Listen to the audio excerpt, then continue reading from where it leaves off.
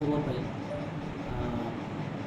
দৈনিক সংবাদ পত্রিকার একজন সাংবাদিক অরিন্দমবাবুর বাড়িতে অ্যাটাক হয়েছে এবং আমি স্টাফ নিয়ে আমার এসডিপিও সাহেব সহ আমরা ভিজিট করি।